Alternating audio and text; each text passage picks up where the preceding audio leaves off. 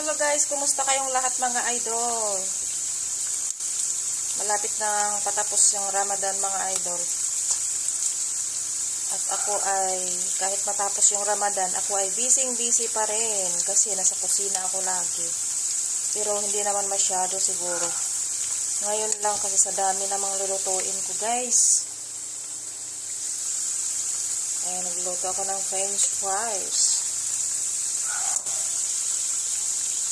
Lagi tayo nagbibisi guys dahil Ramadan nga. Pero sana nga pagkatapos ng Ramadan ay hindi na ako magbibisi. Pero sa tingin ko ay magbibisi pa rin ako kasi nandito ako sa kusina lagi guys. So, mahirap din magluto.